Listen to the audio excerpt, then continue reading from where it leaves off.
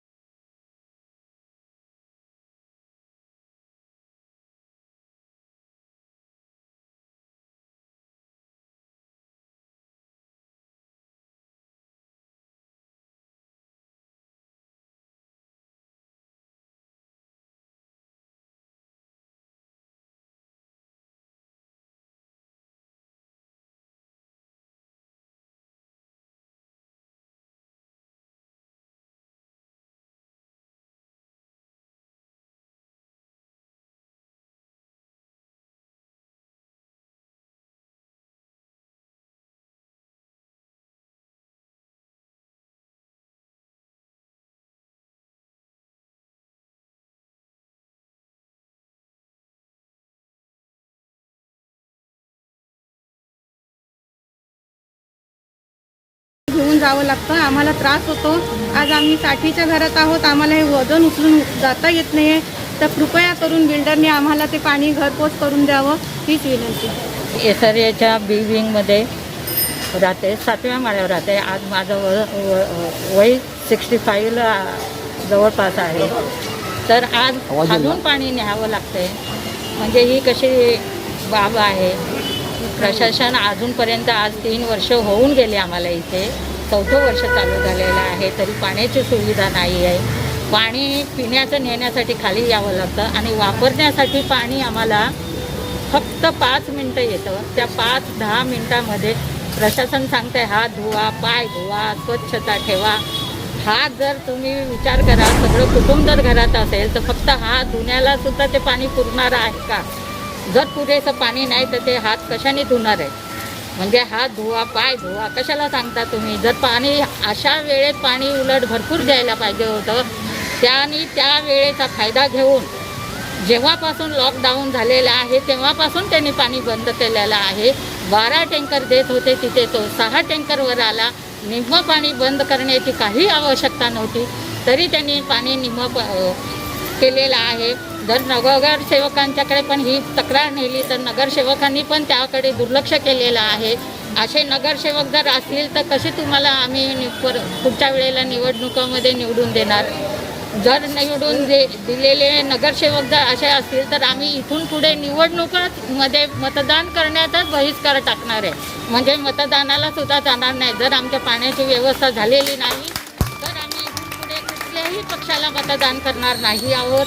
कारण आमच्या पाण्याची ही समस्या फार मोठी आहे आणि गंभीर आहे. आज जर 95 कुटुंब इथे राहत असतील तर त्यांना 5-5 मिनटं पाणी देऊन चालणार नाही आहे.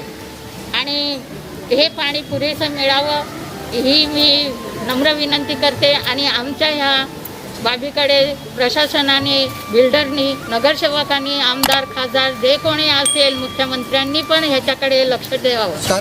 जय महाराष्ट्र. माझं नाव शरद पवार. मी श्रीकृष्णनगर SRA सहकारी गृहनिर्माण संस्था मर्यादित विलंटी कंपाऊंड संतोषनगर गोरेगाव पूर्व या ठिकाणी राहतो. या ठिकाणी राहत असताना हा प्रकल्प जेव्हा सुरू झाला 2009 साली आणि 2017ला म्हणजे जवळजवळ 9 वर्षांनी आम्हाला इथे ताबा देण्यात आला. ताबा देत असताना विकासकाने आम्हाला सांगितलं की 24 तास पाणी देऊ. परंतु विकासकाने साधारणतः 1 वर्षभर आम्हाला 24 तास पाणी दिले. त्यानंतर वारंवार पाणी पुरवठा तो खंडित करीत गेला. 24 तासाचे 12 तास, 12 तासाचे 8 तास, 8 तासाचे 6 तास, 6 तासावरून 5 तास आणि आता तर फक्त आम्हाला मोजके 10 मिनटं पाणी मिळत आहे. माझ्या इमारतीमधील म्हणजे ह्या श्रीकृष्णनगर एकमेव बी विंग 95 सभासदांपैकी 75 सभासद आम्ही आमच्या विभागामधील शाखा क्रमांक 41 श्री तुळशीराम शिंदे नगरसेवक यांच्याकडे जाऊन भेट घेतली आणि भेट घेतल्यावरती त्यांनी हा आमचा पाण्याचा पुरवठा 2 दिवसांनी पूर्ववत केला. पुन्हा आम्हाला 12 टँकर त्यांनी पाण्याचा पुरवठा करून दिला. परंतु त्यानंतर 1 महिनाभर पाण्याचा पुरवठा सुरळीत सुरू झाला होता.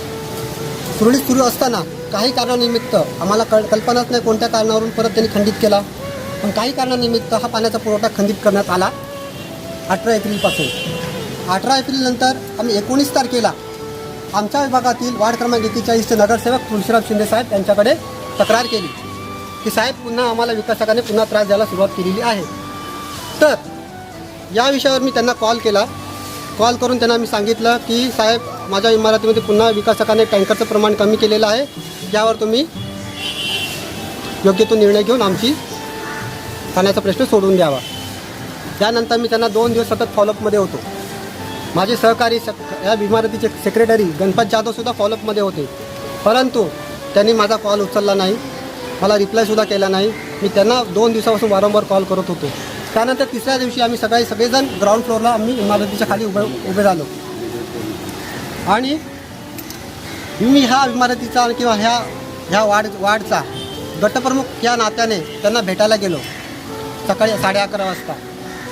11:30 वाजता माझ्या इमारतीतले जे 3-4 सहकारी होते जे सोबत मी गेलो आणि त्यांना सांगितलं की साहेब दुसरा कुठला प्रश्न असता तर आम्ही समजून घेतलं असतं, पण ह्या लॉकडाऊनच्या काळामध्ये सगळेच रहिवाशी घरीच आहेत, कुठेही जाता येत नाही. जरी बाहेर गेल्या तरी त्यांना परत येऊन हात धुवावे लागतात, आंघोळ करावी लागते, कपडे धुवावे लागतात.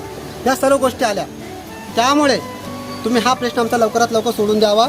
त्यावरती विकासकाने आम्हाला उत्तर दिलं की विकासक माझा फोन उचलत नाही, माझा तो ऐकत नाही. त्याच्यानंतर त्या नगरसेवकाने मला 3 वाजता एक मेसेज केला, व्हॉट्सअप मेसेज केला. त्याच्यावरती असं लिहून आलं की विकासक माझा ऐकत नाही, तुमचा प्रश्न जर दुसरा कोण सोडवत असेल तुम्ही त्याच्याकडून सोडवा, माझी काही हरकत नाही.